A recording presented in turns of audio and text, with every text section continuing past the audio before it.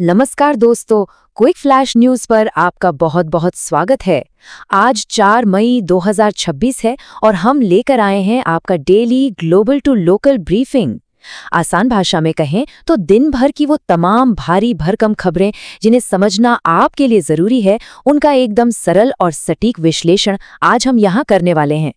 लेकिन आगे बढ़ने से पहले जरा एक सेकंड के लिए सोचिए, क्या दुनिया भर में चल रही शांति वार्ताएं अब पूरी तरह से ठप्पड़ने वाली हैं? क्योंकि नई टेक्नोलॉजी अब युद्ध के मैदान को पूरी तरह से बदल कर रख रही है। एक तरफ अमेरिका और ईरान के बीच तनाव अपने चरम पर है, तो दूसरी तरफ भारत का एक प्राइवेट सैटेलाइट अंतरिक्ष से दुश्मनों की हर चाल पर नजर रखने के लिए बिल्कुल तैयार है। और क्या आपने कभी सोचा है कि एडवांस एआई टूल्स अब दुनिया की अर्थव्यवस्था को 6.5 लाख करोड़ डॉलर का नुकसान पहुंचा सकते हैं? आज हम इन्हीं बड़े सवालों की गहराई में उतरने वाले हैं। तो एक बार फिर क्विक फ्लैश न्यूज में आपका स्वागत है। ये हमारा वो खास विश्लेषण है जहां हम आज की सबसे क्रिटिकल इंटरनेशनल और नेशनल खबरों को डिकोड करते हैं, वो भी बिल्कुल आसान और स्ट्रक्चर तरीके से, ताकि आपका कीमती वक्त बचे और आप पूरी तरह से अपडेटेड रहें। चलिए फटाफट आज के एजेंडे पर नजर डाल लेते हैं। आज हम बात करेंगे ग्लोबल टेंशन्स और जियोपॉलिटिक्स की, फिर स्पेस और टेक्नोलॉजी की दुनिया के कुछ बड़े ब्रेक थ्रू देखेंगे। इसके बाद नेशनल पॉलिटिक्स और आज के चुनाव परिणामों पर चर्चा होगी। मौसम को लेकर जो सीरियस अलर्ट्स हैं वो जानेंगे और आखिर में मार्केट और इकोनॉमी के अपडेट्स समझेंगे। तो चलिए शुरू करते हैं अपने पहले टॉपिक से, ग्लोबल टेंशन्स और जियोपॉलिटिक्स। और यहाँ सबसे बड़ा मुद्दा है अमेरिका और ईरान के बीच का गतिरोध।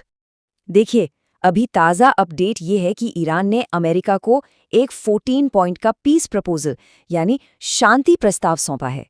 अमेरिकी प्रशासन इसे रिव्यू तो कर रहा है, लेकिन सच कहूं तो इसके रिजेक्ट होने के चांसेस बहुत ज्यादा हैं। ऐसा इसलिए क्योंकि दोनों देशों के बीच जो मुख्य असहमति है वो ईरान के परमाणु कार्यक्रमों और होर्मुज रूट को लेकर है। और इसका सीधा असर हम सब पर पड़ रहा है, क्योंकि इस टेंशन की वजह से ग्लोबल मार्केट्स में काफी भारी उथल-पुथल मची हुई है। दोनों ही तरफ से जो बयानबाजी हो रही है वो काफी डराने वाली है।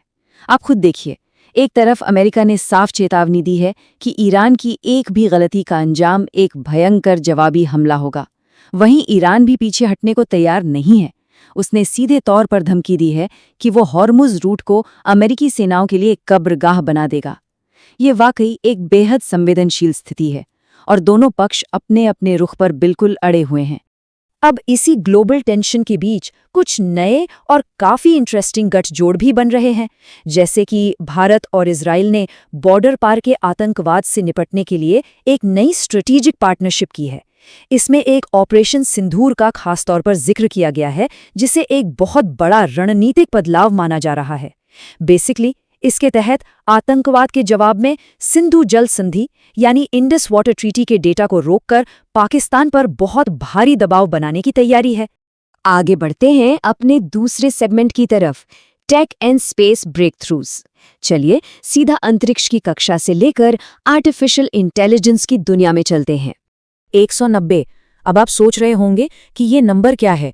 दरअसल ये 190 किलोग्राम उस ऐतिहासिक सैटेलाइट का वजन है जिसने आज भारत के अंतरिक्ष इतिहास में एक नया मील का पत्थर गाड़ दिया है। ये वाकई एक बहुत बड़ी बात है। भारत ने दृष्टि नाम का दुनिया का सबसे पहला ऑप्टोसार सैटेलाइट लॉन्च किया है। और सबसे कमाल की बात जानते क्या है?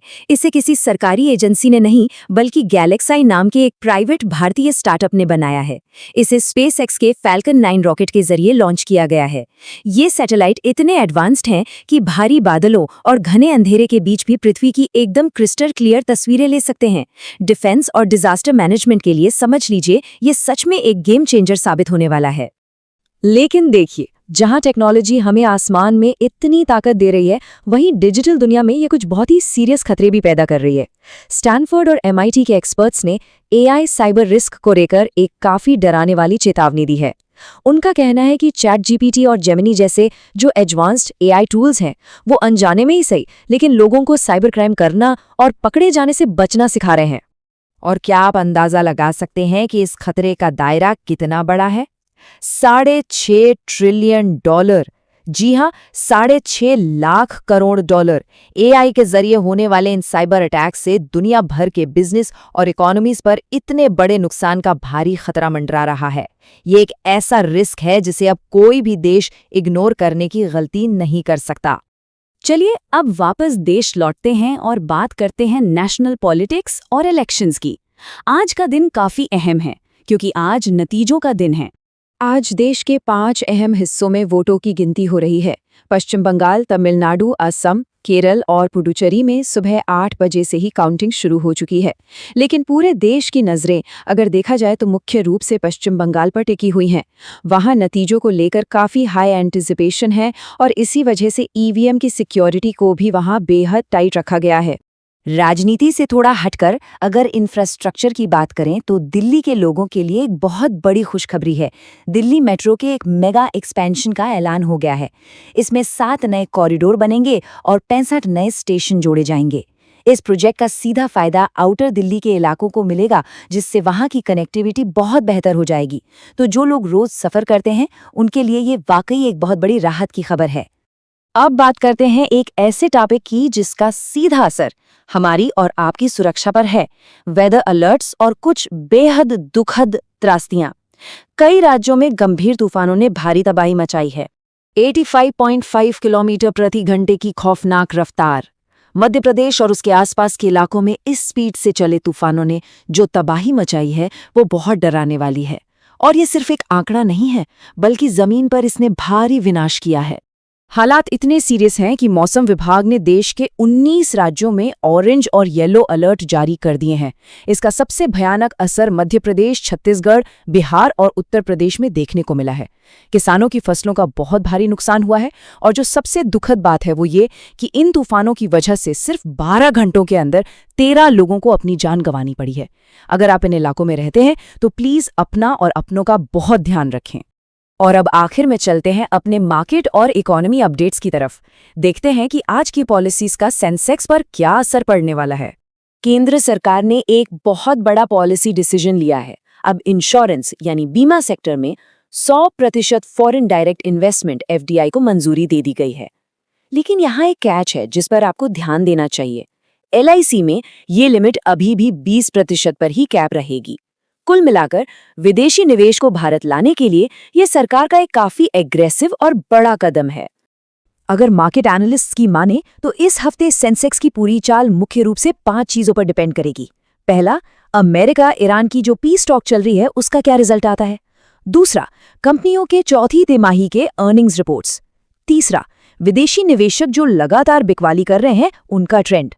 चौथा, रुपए का डॉलर के मुकाबले 95 के लेवल को क्रॉस करना। और पांचवा, मार्केट्स के टेक्निकल सपोर्ट जोन्स। तो अगर आप इन्वेस्ट करते हैं तो इन 5 फैक्टर्स पर अपनी पैनी नजर जरूर रखिएगा।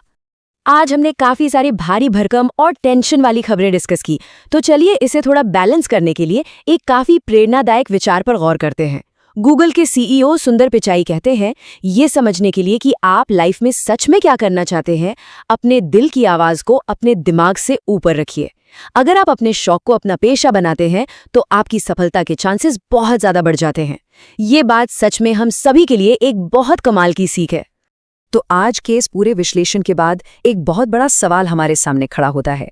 जिस तेजी से दुनिया की जियोपॉलिटिक्स टूट रही है, नए गठजोड़ बन रहे हैं और AI हमारे लिए बिल्कुल नए नियम लिख रहा है, उसे देखते हुए आज जो भी नीतियां बन रही हैं वो हमारे ग्लोबल फ्यूचर को आखिर किस दिशा में ले जाएंगी, इस बारे में आपको भी जरूर सोचना चाहिए।